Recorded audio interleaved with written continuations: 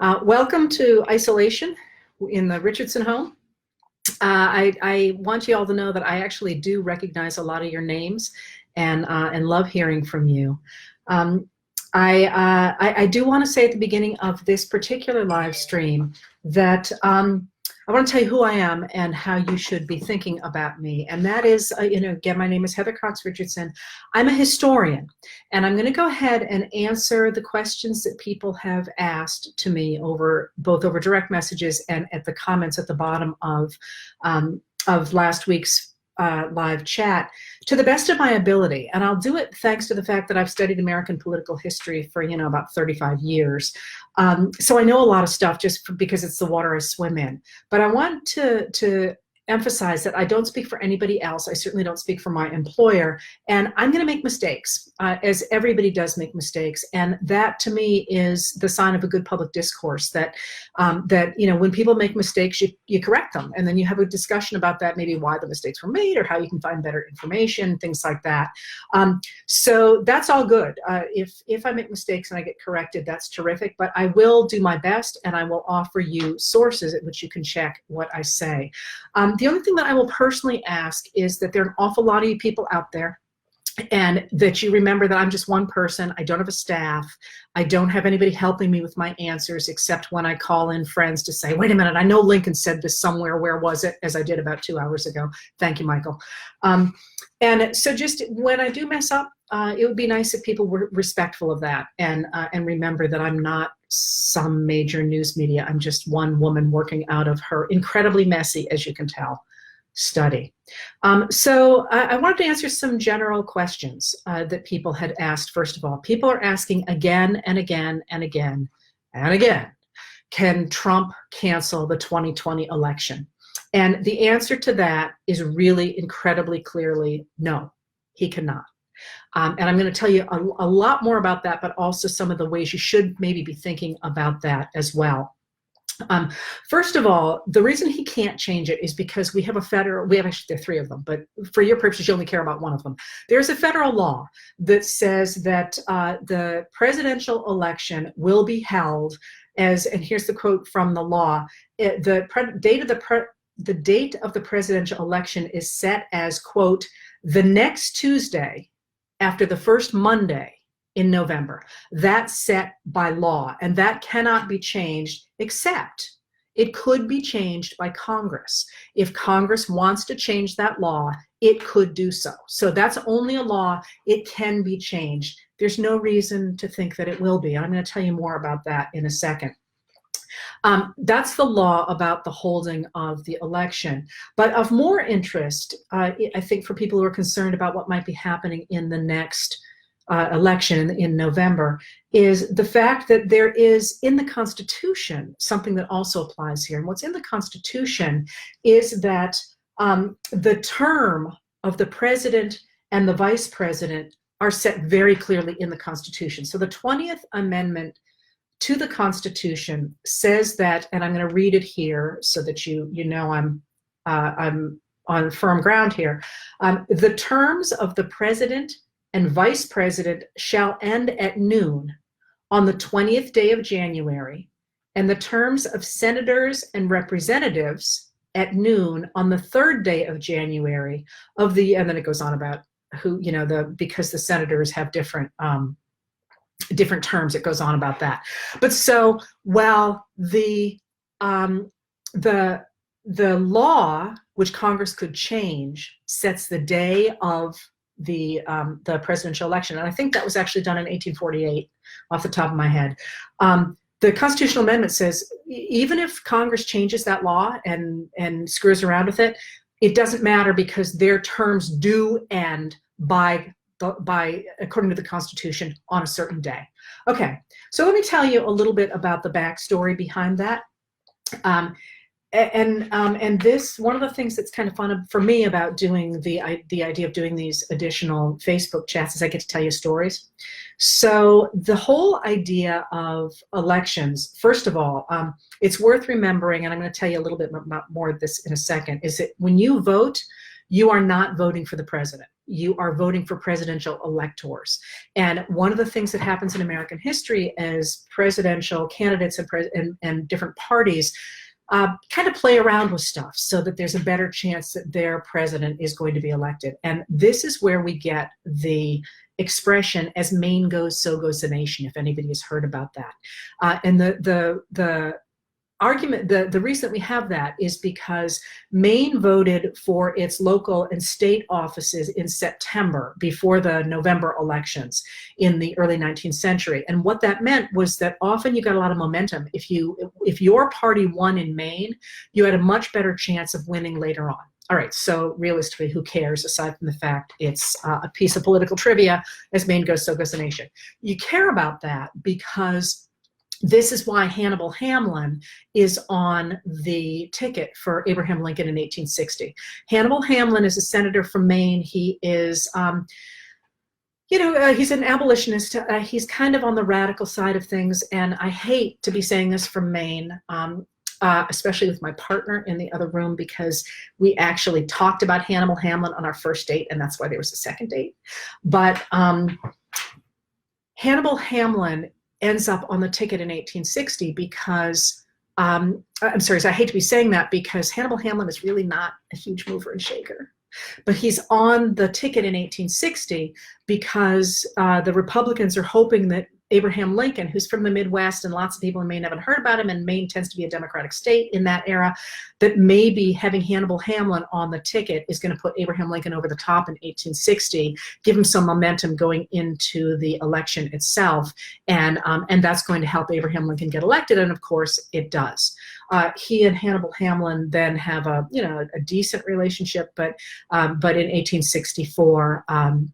Hamlin is no longer necessary because Lincoln is running on a very different platform with a very different set of strengths, and so it's okay for him at that point to jettison Hannibal Hamlin and pull on board Andrew Johnson, one of the hugest mistakes in American history.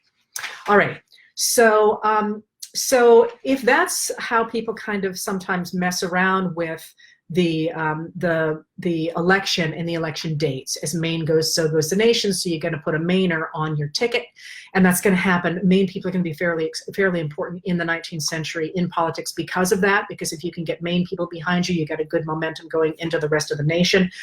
That's incidentally why we still pay such attention to the New Hampshire vote and the Iowa vote in the caucuses and the primaries, is because you're hoping to get that momentum going, even though there's not very many votes at stake there. But so has anybody ever talked about postponing the American election? Somebody told me that I could grab these and move them down, and I can't. Because somebody just asked about FDR and FDR getting the exception for having being allowed to ask to be reelected 4 times instead of just 2. I will try and get to that. But let me finish here a little bit more with when we hold elections and if it's possible to postpone an election. And the answer to that really comes into play in America during the Civil War, because that is the obvious time to postpone an election.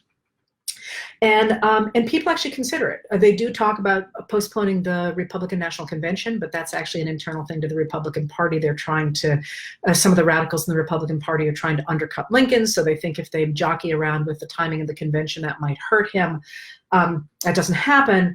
But there is some discussion with Abraham Lincoln about whether or not he should cancel the elections or postpone the elections, because it's pretty clear in the spring of 1864, when they're talking about the upcoming election, that Abraham Lincoln's going to lose. And the war has not been going well. People are very frustrated. There are a lot of people in the North who think that he's simply butchering their brothers and their sons and their fathers, and they're disgusted with him. On the one hand, people think he's being too radical.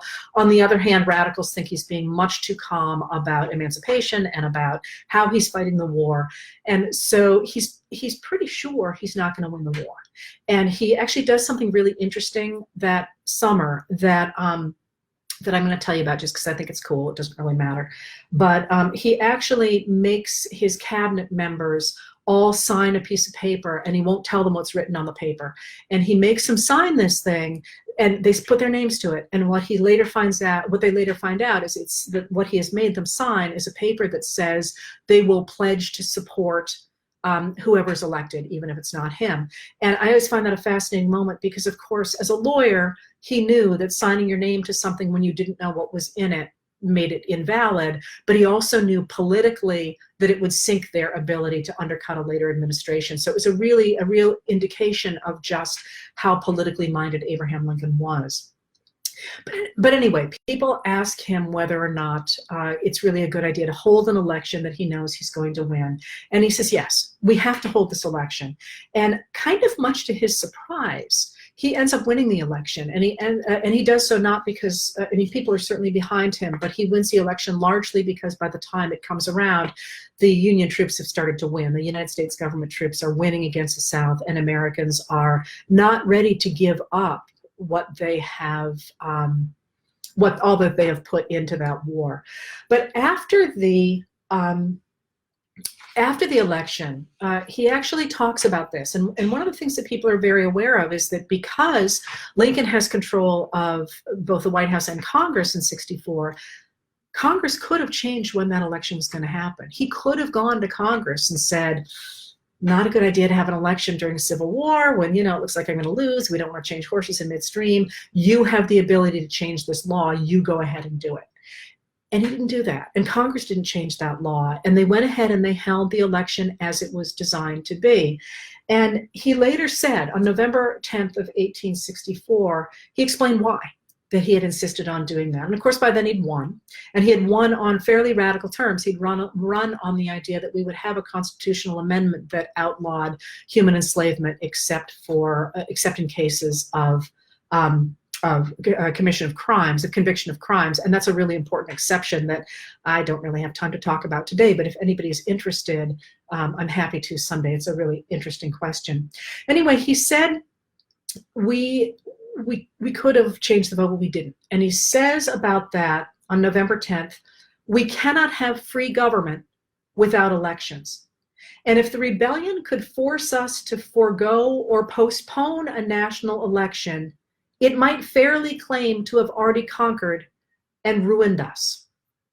Now, what's really interesting about that is that when he says that, by the way, this is actually a lot of fun for me because I'm trying to read over my shoulder the comments that are coming in, and you're all talking about modern politics and stuff, and here I am like waxing enthusiastic about Abraham Lincoln in the election of 1864, which is totally fun for me, and I'm glad that you are at least pretending to be interested because my children do.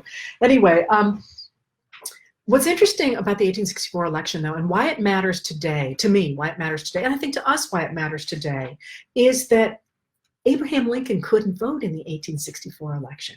And Abraham Lincoln couldn't vote in the 1864 election because, of course, when you think about this, our elections are not controlled at the federal level, except that the federal government states when they're going to happen. Our elections are controlled at the state level. And that's a really interesting thing that probably, and this is my opinion, is going to be on the table in the next generation, how we manage our elections. And here's why and how that played out. Lincoln could not vote because he was a resident of the state of Illinois. And the state of Illinois, like a number of other states, and I don't remember how many it was, I think off the top of my head it was 8, but I'm not positive. Like a number of other states, required that anybody who was a resident in the state had to be present in the state in order to vote there.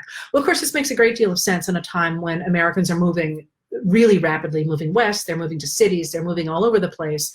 You didn't want to have people claiming residency in a state that they weren't in. So you couldn't vote unless you were present in the state. And he, of course, is in Washington, D.C., and he can't leave Washington, D.C. in the middle of the war to hop in a train and get all the way back to Illinois and vote and come back. So he actually doesn't vote in the 1864 election. And that law, or those state laws that say you have to be present, are problematic in 1864 because it means that a lot of the soldiers can't vote, that the people who are in the army are obviously not in their states. They've been deployed generally southward to some degree westward, but generally southward, and as a result, they can't actually vote for their in the elections. So 17 states in 1864 changed their state requirements and changed their residency requirements so that you could vote in the 1864 election as a soldier. You were able to vote. And the reason that they did that was because they expected those states tended. Now, there's always states, when you talk generally about states, that's always a problem, but those states tended to think that the soldiers would vote against Abraham Lincoln because the man running against him in 1864 was George McClellan. And George McClellan had been a Union Army officer, and he was a Democrat, and people thought the soldiers would vote for him. They changed the laws, the state laws, so that soldiers could vote from 17 states, and this obviously is known as the soldier vote, and people expected that the soldier vote would go to George B. McClellan and Lincoln would lose. Lincoln can't do anything about that, that's state law.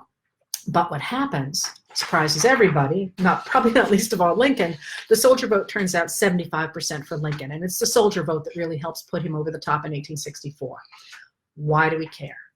We care about that because the original question, if you remember, was can President Trump, postpone or change the 2020 election? And I blithely said, no, he can't. And here's why. There's a law, there's a constitutional amendment, all that's not going to happen. But because elections are held by the states, are organized by the states, not by the federal government, that's where the magic happens. That's the place really to be watching, because states, in fact, are going to have quite a bit to say about this 2020 election.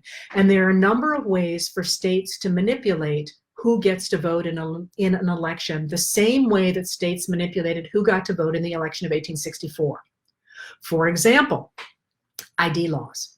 So people talk and have talked just today about the benefits or the problems of national ID laws, because in a way it really makes sense. Like, everybody should have an ID card.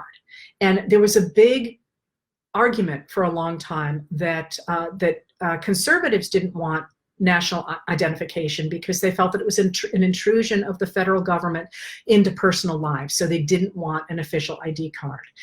Now, especially in the wake of the gutting of Shelby v. Holder, the gutting of the Voting Rights Act, in the wake of that, a number of states have instituted state ID laws that you can't vote unless you have a state ID. And a lot of people look at that and they say, well, what's the problem with that?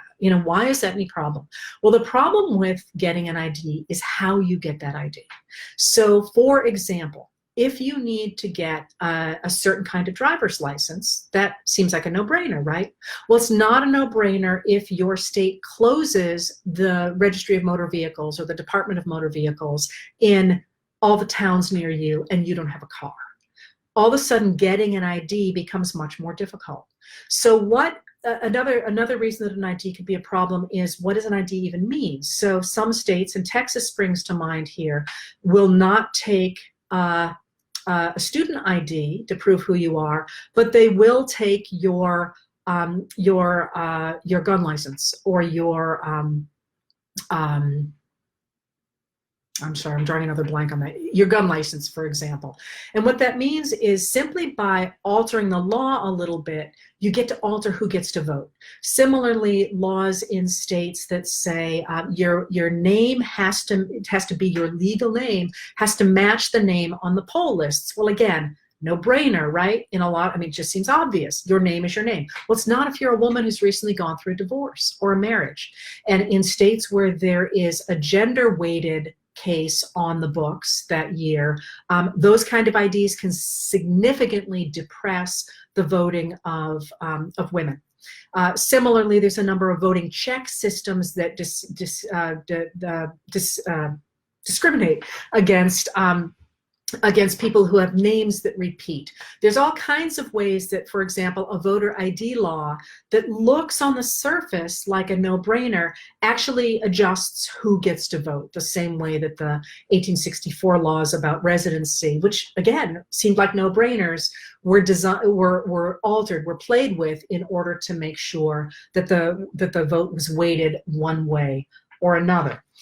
There's other ways now that people could jockey with who gets to vote in 2020, especially now with the COVID-19 illness around and the coronavirus infections going around. Say you are a state governor and you are in charge of public health. You might, for example, suggest that, or not suggest, order that certain counties have a shelter-in-place law so that you can't leave your home. But only certain places. So is a reflection theoretically of the virus. Now, I'm not saying anybody's going to do that, but I'm saying if you are concerned about the 2020 election, the place to look is not at the White House, which is pretty much bound. I mean, they could try stuff, but it's going to be a hard uphill walk. The place to be watching is at the state level, because it's at the state level where all this stuff plays out. Now, that being said, I didn't invent all this, and I'm not the only one concerned about it or watching it. There is afoot in Congress a move to deal with the exact problems that I have just laid out.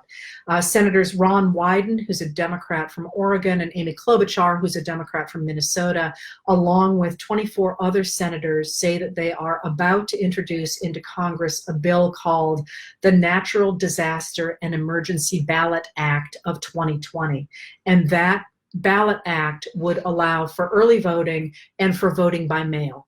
There obviously is going to be a fight about that, and there's going to be some principled fights over that because, again, in our history, our states determine voting rules, not the federal government.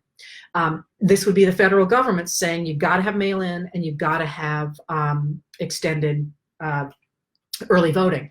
And that's going to be a federal versus state fight right there.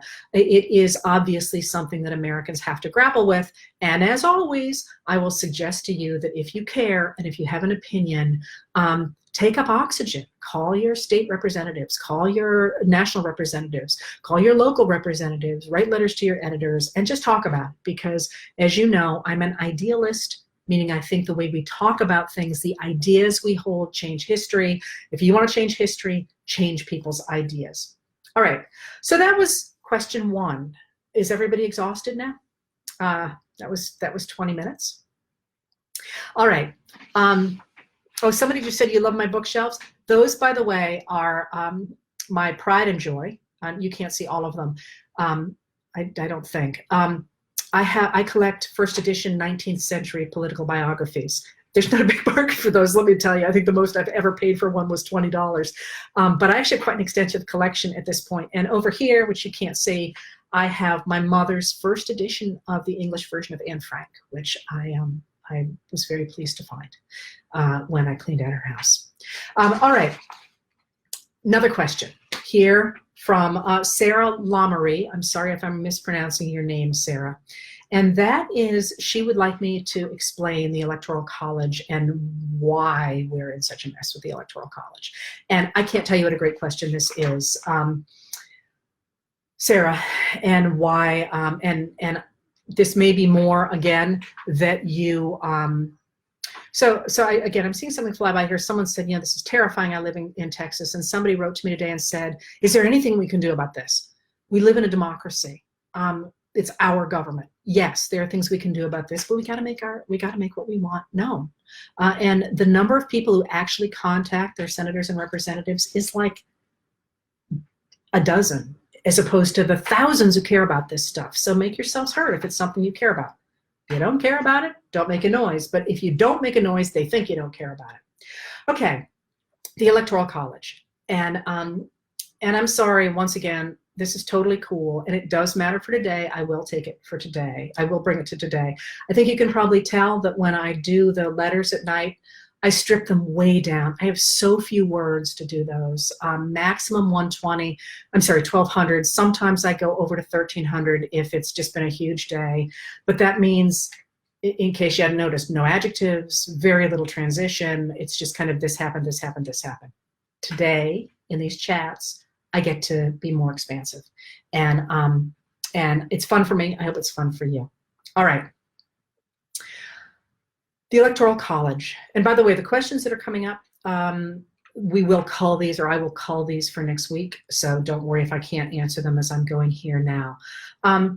All right, so remember, as I said before, when you vote in the presidential election, you are not voting for the president. You're voting for presidential electors. Now, of course, now when we vote on ballots, it looks like we're voting for the president. You actually punch the thing that says, you know, Bob Dole or whatever, Robert Dole or whatever.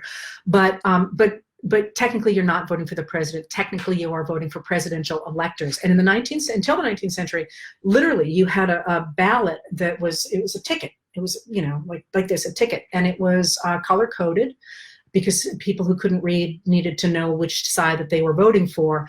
And they would have the names not of the presidential candidate, although those would often be the pictures at the top, but they would have all the names of those particular electors for that party. And it was not, and everybody running from that party for different offices. And because you voted by party, you didn't have to mark anything, so you didn't have to be able to read, but you could not split the ticket. That's where we get that expression, split the ticket. You voted the ticket. You did not vote some Republicans, some Democrats, some alliance members or whatever. You voted for everybody in your party. You voted the ticket. You couldn't split it. All right, so you're voting for electors. Now, when people talk about the Electoral College, I'm sorry, I got notes over here, by the way. One of the things that is fascinating to me, and obviously I love this stuff, but I'm also, what I'm really interested in is the larger contours of American democracy. So I'm happy to get into the weeds of particular fights with particular parties. But for me, there's a larger question of democracy at stake. And I would submit that we have ourselves one heck of a problem on our hands right now, because we have a system right now that is producing presidents that do not have the majority of the popular vote. That's okay if it happens every once in a while, and it's happened now 4 times in our political history. I'm going to tell you more about that in a second. But it's a real problem if it happens a lot at the same time. A fluke every once in a while, crap happens. When it's happened twice in the last, I don't know how many years, both with George W. Bush and with Donald John Trump, that quickly in succession, that means it's not a glitch. We've got ourselves a problem. And it's a problem that, once again, I think we're going to have to throw on the table and figure that we're going to find some way to work out. All right. So one of the things that people are arguing about when they talk about the Electoral College, you hear this again and again, people on the right saying, well, this was a way to protect small states, and if you don't protect small states, then, we want out of this union, or, there's all kind of extremist language. I spend some time, not a lot of time, but some time in the fever swamps of the internet, and there's a lot of stuff out there, by the way.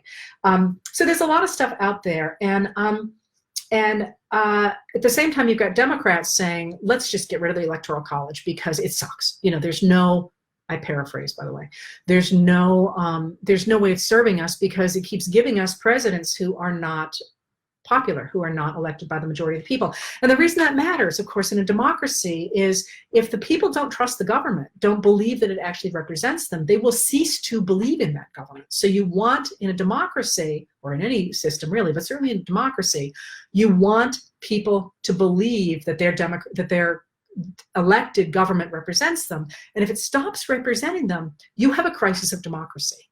And that, we're in a crisis of democracy where a majority of Americans say, those are not my people who are running this country. So how does the Electoral College fit into this? It's really important, and this is where historians matter. It's really important to remember that today's Electoral College is not the one that the framers designed. Like, everybody says we got to keep the Electoral College because it's what all the old guys wanted. It is not the one the old guys wanted. It changed dramatically, and that matters. Let me explain how. What happens is that you got to remember that when the framers designed the Constitution, they did not believe in political parties. They hated political parties. They did not want to have political parties, and they designed our system to work without political parties.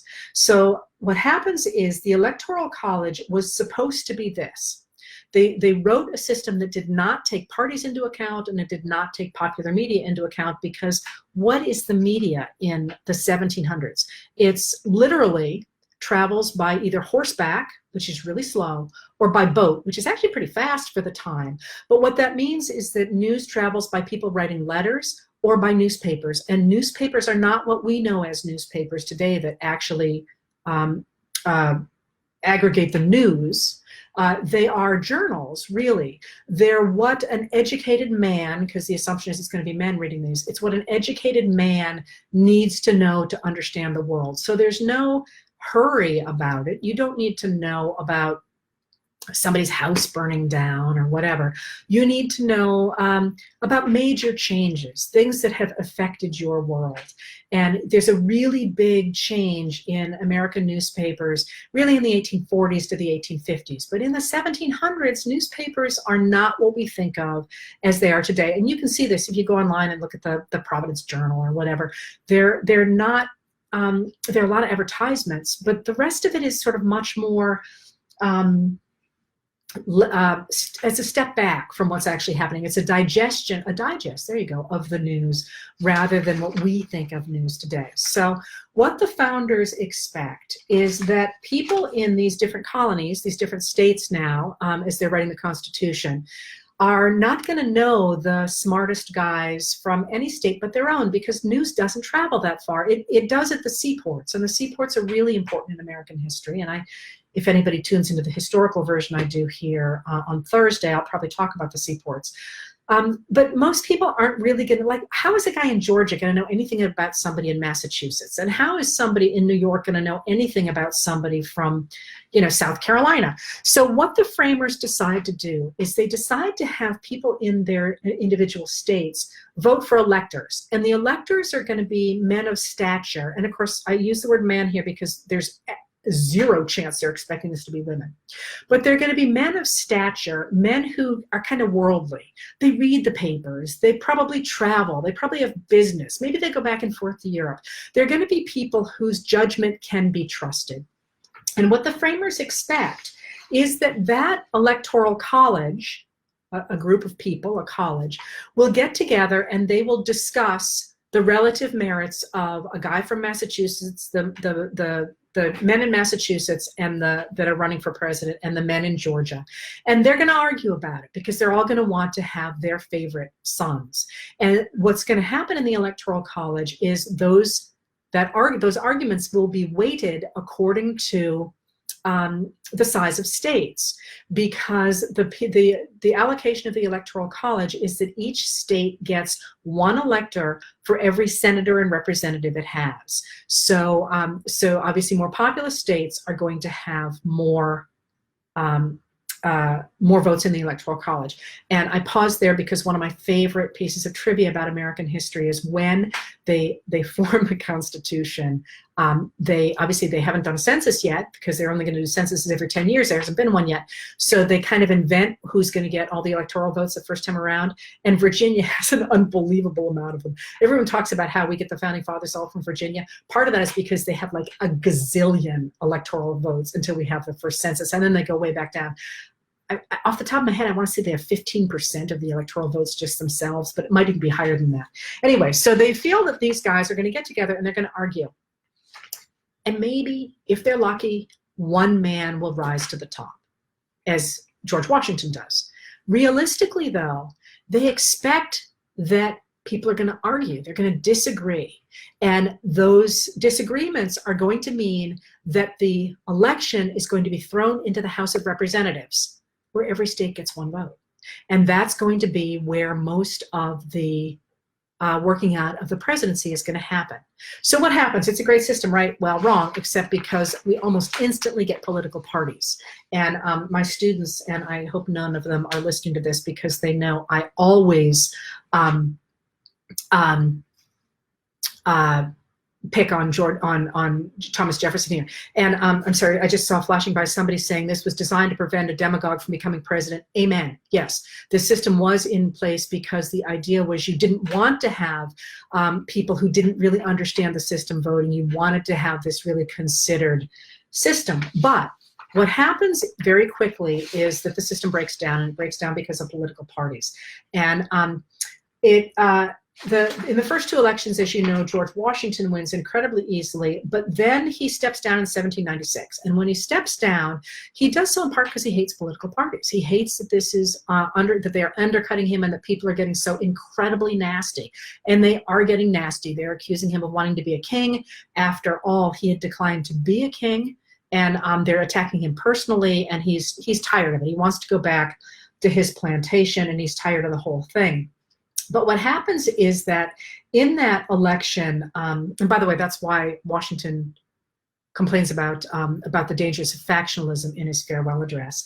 In the election of 1896, Thomas Jefferson loses to John Adams of Massachusetts. And I can't even believe I'm saying this in a public forum. As a politician, I can hear you already, Joanne. As a politician, Thomas Jefferson is like my least favorite character. And my students, I'm always sort of picking on Thomas Jefferson. Thomas Jefferson loses to John Adams, and his supporters recognize, as soon as that happens, that if the state of Virginia, if all of the electors in Virginia had backed Jefferson, he would have won in the Electoral College. Adams wouldn't have won. So they start a move to make all of Virginia's electoral votes be winner take all. That rather than splitting the electoral votes as they used to be, that you went in and you debated, that Virginia would be a winner take all state. And it worked. In 1800, Thomas Jefferson is elected president. This is when we get the origin of the winner-take-all system in the Electoral College. When that happens, other states realize that they're in real trouble, because if Virginia's a winner-take-all state and Virginia's got 60 gazillion electoral votes, I'm exaggerating, they actually don't have that many, but they're a very, very powerful state, that for their candidates to have a chance, they're going to have to be winner-take-all systems too. So very, very quickly after 1800, the rest of the states become winner-take-all systems. All right. So this is exactly what the framers were afraid of in the first place, that you'd get this factionalism and parties would overtake the consideration of learned, experienced politicians. So in 1823, James Madison writes to a friend of his about this system. James Madison, who had something to do with the Constitution. Oh, I know. He's called the father of the Constitution because he's basically the guy who designed it and who kept notes, although my colleague, Mary Bilder, has proven definitively that those notes were written afterward and we shouldn't take them as gospel. Anyway, he takes one look at this winner-take-all system and he says, we got to get rid of this. This is deadly. This is exactly what we don't want to have. And he wants to have a constitutional amendment to get rid of the winner-take-all system in 1823. It doesn't happen. And he believes that this is a travesty that it doesn't happen. And it doesn't happen because once a president and a party has been elected on the winner-take-all system, they're not going to change that. I mean, the way the system is set up, it behooves politicians to continue the system that is a corruption of the original system. So that's one problem with the Electoral College. The other problem with the Electoral College is there are two other problems with the Electoral College. One is that I think is really important, and I don't really know how to think about this because I understand how it happened every time, and it doesn't seem like they should be related, but it is statistically significant, I think, that the 4 times that we have had a president who was not elected by the Electoral College, who was elected by the Electoral College, not by the popular vote, all 4 of those times, it's been a Republican who's been elected and a Democrat who wins the popular vote and doesn't get into the White House. And those 4 times are 1876, when Rutherford B. Hayes wins the popular vote but loses in the Electoral College. When Samuel Tilden, the Democrat, wins the popular vote but loses in the Electoral College to Rutherford B. Hayes. 1888, when Benjamin Harrison loses the popular vote to the incumbent president, Grover Cleveland, by quite a bit, and is nonetheless elected in the Electoral College with a very, very much a sleight of hand on that one. Meaning, by the way, that Grover Cleveland then becomes the only president to have been elected 3 times in a row with the popular vote, but loses out the second time and has to move out of the White House, even though he won the popular vote. A moment that fascinates me, what he must have thought and said to himself as that happened. And we do know he gave a speech saying, we've lost democracy, that the people, that the wealthy have taken over our government. We now no longer have any hope of having democracy. And obviously that's built in part by his anger at the fact he won and he's got to move out of the White House. It's not only he won and he doesn't get to move into the White House, he won and he has to move out of the White House. He, of course, is vindicated in 1892 when he is reelected by such a large majority that, in fact, it's not an issue in the Electoral College. And then, of course, the other 2 times are most recently George W. Bush in 2000 when he ran against George W. Bush, loses to Al Gore Jr.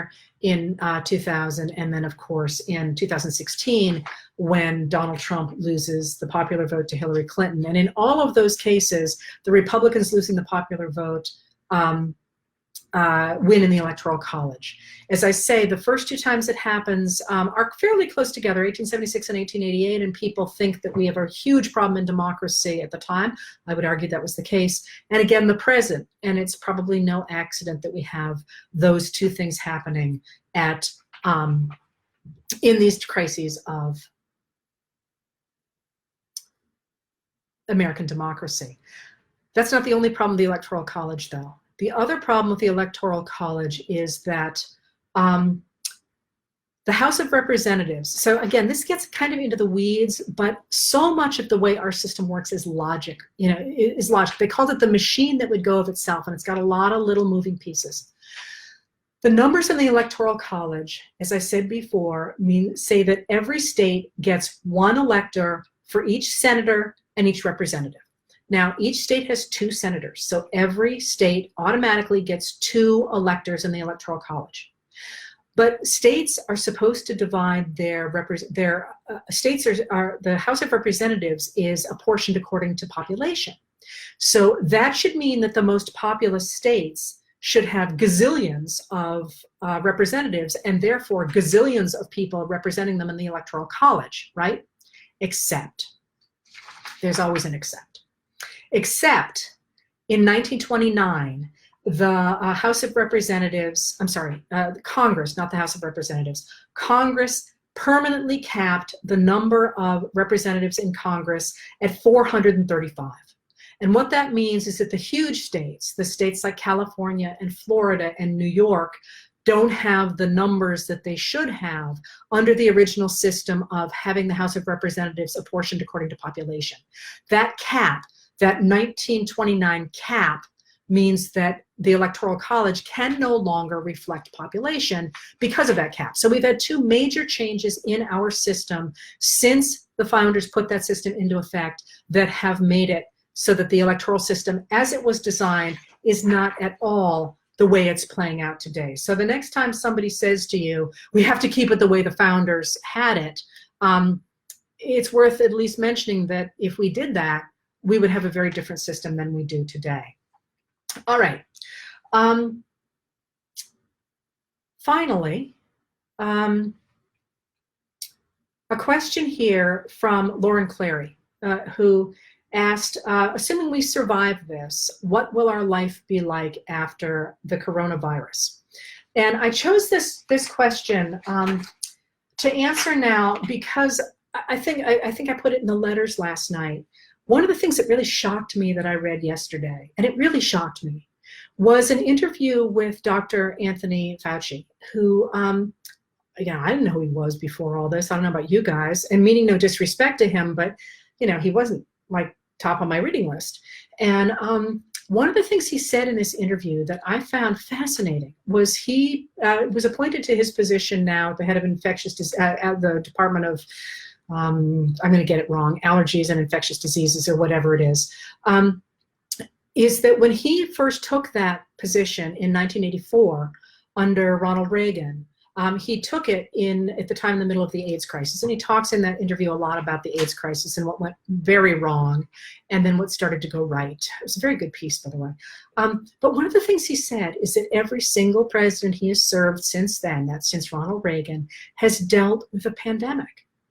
And that kind of blew me away. Like, I don't know about you guys, but I mean, I certainly read the news, and yeah, we worried about stuff. We worried about H1N1 for sure. And I guess to some degree I worried about Ebola, but that seemed to be like it was horrific. And the history of Ebola and how it was discovered and combated in Africa itself by doctors there who got very little credit for it has been absolutely fascinating. But it didn't affect my daily life, except to the degree that, as usual, you try and stay healthy and wash your hands and all that.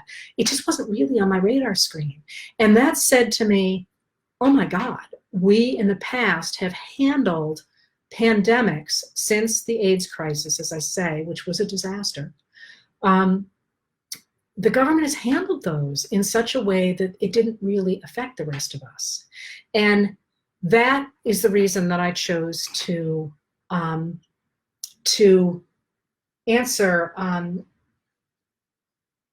Lauren's question, because we're in a really important moment. And what I think we are seeing is the end of an era and the birth of a new one.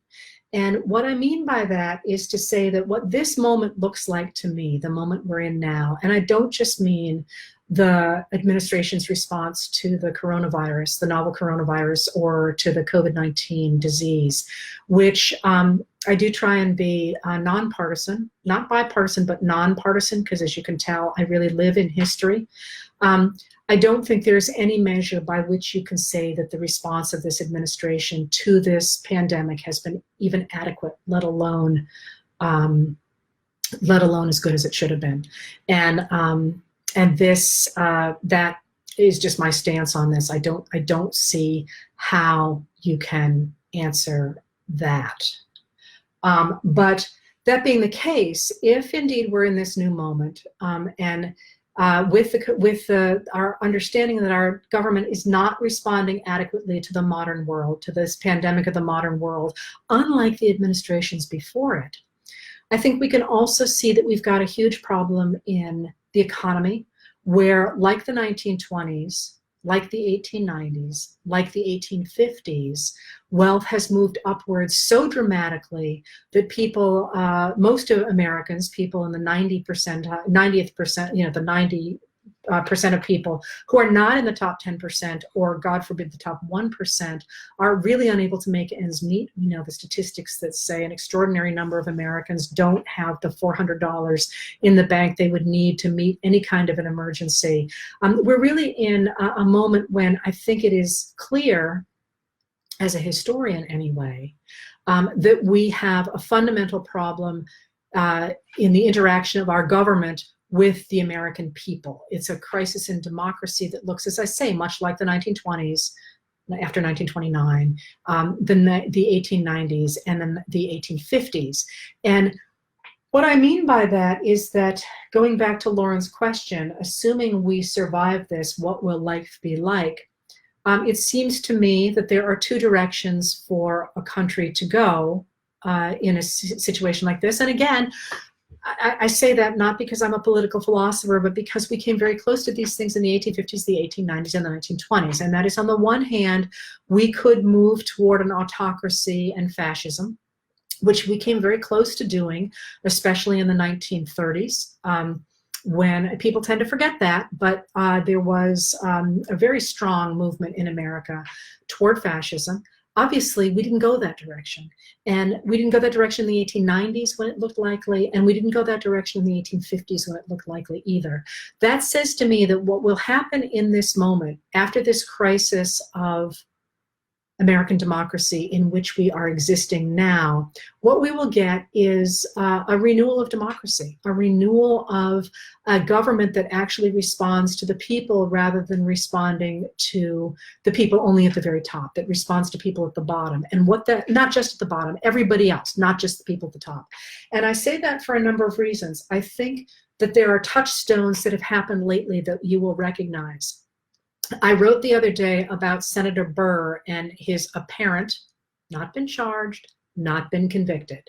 Not sure that matters, though, for how it looked that he appears to have told private wealthy donors that the coronavirus infections were deadly. At the same time, he told the public that he downplayed it to the public and then made money on stock sales. That, regardless of how that plays out in reality, is a touchstone moment where Americans look at it and say, wait a minute, you're our elected leader and you lied to us and you made money from it. Mind you, he might not have done that. I mean, that he has not been tried and he's not even been charged. He hasn't been tried. He hasn't been convicted. All of that matters in our system. But looking at this as a political moment, I think that symbol looks very much like what happened at the end of when the stock market crashed in 1929, and people sat there and went, wait a minute, you were supposed to be working for us and you were lining your own pockets. And I think that moment matters very, very much for right now. I think that is why there is such a fight over this third coronavirus relief and stimulus bill, where the Republicans in the Senate wrote their own bill, and Mitch McConnell fully expected he would be able to get it through, as he has gotten almost everything he has wanted for the last 12 years at least. And the fact that he's not getting that means he's just blowing a gasket. But I think that he is doing that in part because he recognizes that the Democrats now have enough people behind them saying, no, we want to change in the way our system works. We want to change in the way the government is doing business. So what I see coming out of this is a recognition that a government that is currently set up the way it is, where it has written laws in such a way that money has dramatically and capital has dramatically moved upwards since 1981. You know, Republicans talk a lot about the redistribution of wealth, by which they mean that people at the top are going to have to pay money to the bottom. In fact, the opposite has happened since 1981. Every single chart out there will show you that wealth and, both income and wealth have moved upward dramatically since 1981. I think we're in a moment, which again looks very much like the 1920s and the 1890s and the 1850s. I think we are at a moment when that is going to change. And when that changes, what we will get is a number of things you people are suggesting here. First of all, we're going to get a different healthcare system, because a healthcare system like we have right now, it's clear, is not adequate to answering a 21st century pandemic. Might have been fine to handle the yellow fever in 1873. But it's not fine for or the influenza epidemic of 1890, which is a huge deal that nobody ever talks about. But the epidemic of the influenza epidemic of 1890, which I probably will never ever get to talk about again. So bear with me here for a minute. It's one of the things that leads to the Wounded Knee Massacre. All right, I got it out of my system. That might have been adequate then. It's not adequate now, with people flying all over the place and doing business all over the world and people mixing and mingling. We probably will get a change to our healthcare system.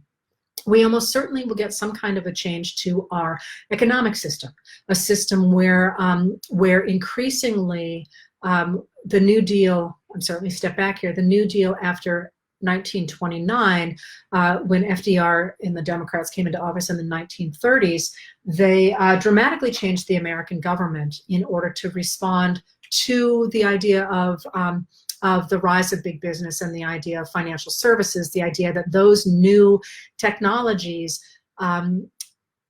disadvantaged regular, ordinary Americans. And when FDR said that he was going to do this, Herbert Hoover, for whom, by the way, I have a sneaking fondness, because Herbert Hoover, and by the way, we just went to the Hoover Dam.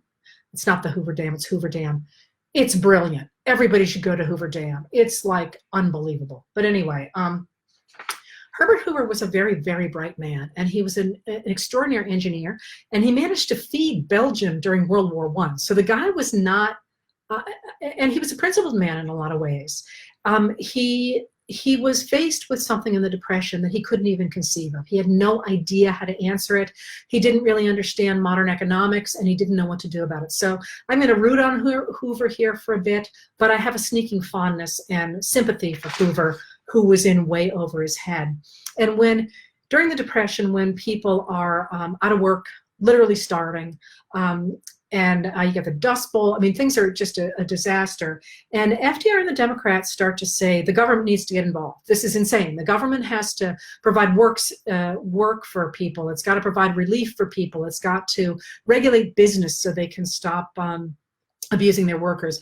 When they start to say this, Hoover says injecting the government into the economy would, as he said, quote, poison political equality, free speech, free press, and equality of opportunity, unquote. He thought that it meant that it would destroy individualism, that people would become beholden to a large government who would determine their futures. He said that the ideas of the Democrats that the government had a role to play in regulating the economy was, quote, this, I love this, one of my favorite quotations in history, the same philosophy of government which has poisoned all Europe. And by that, of course, he means the Russian Revolution after 1917, the Bolshevik Revolution.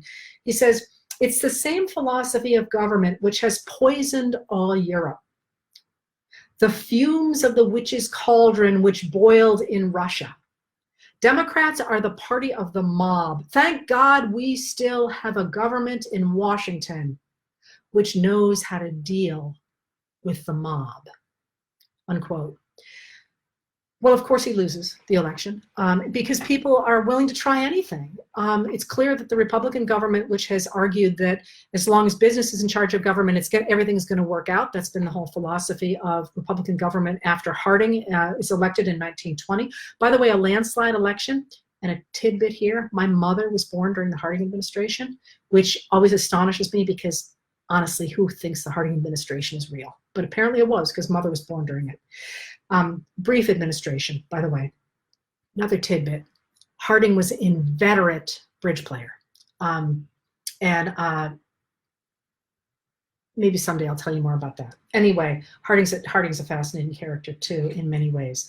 Anyway, so they really believed that you needed to turn the government over to business because business would promote the economy and therefore everybody would do well. Well, of course, when the American people elect FDR, and he doesn't really know what he's going to do except experiment, and they're willing to try anything, which suggests how lucky we were that they tried everything with FDR, who was trying to defend capitalism and not destroy it. It would have been very easy to elect a fascist or a communist in that period, and in fact, people elected FDR for a number of reasons I can't go into now. But FDR symbolized the idea that once again the government would respond to the American people. And as I say, he did not know what he was going to do. Even Eleanor said, we're flying blind here, but we're going to try whatever it takes. In the first weekend after his inauguration, he got almost 500,000 letters and telegrams from people saying, thank God, the government once again is going to respond to my needs. He got between 5,000 and 8,000 letters every day. This is when we get the idea of a press staff. He needed 50 people to handle his letters. Poor Hoover needed one guy. Even Lincoln had needed two. Hoover needed one guy to handle his letters, because why would you write to Hoover? He wasn't going to answer you. He didn't care about you. He cared about the businessman. FDR cared about the people, or at least that's what people believed. When he took office, people talk about how bad things are right now, and they are. They are. But they were worse then. On the first day, on the day that FDR was inaugurated, 25% of the American workforce was unemployed. Employment was at 25%. And that doesn't say everybody else was at full employment.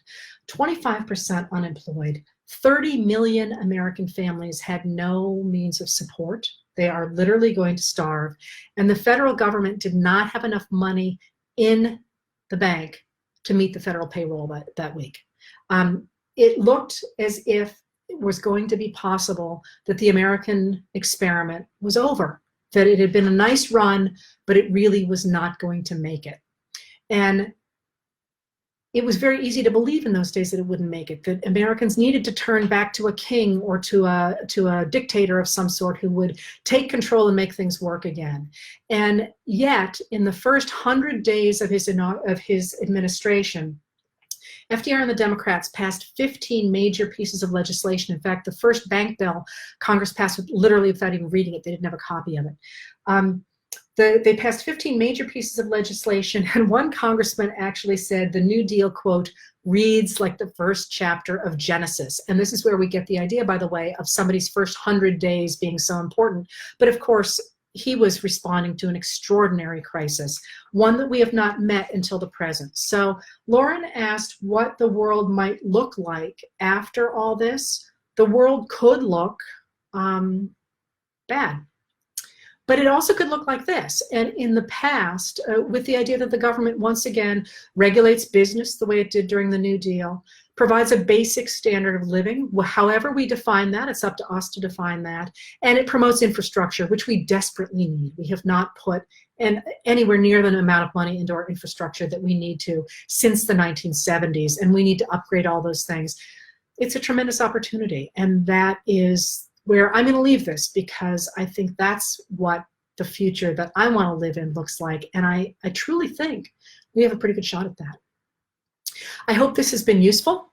If you liked it, let me know. If this is not popular, I won't do it, and I'll keep, and I will keep doing my letters. But I hope it was fun. It's always fun for me to tell these stories and ask widely. If I know something about it, I'll be happy to tell you about it. If anybody wants to know, I can tell you the story of why we used to have a profession in America called dog licking. Thank you very much. I'll see you tonight with the letters, maybe on Thursday with history, and tomorrow doing this again. Bye-bye.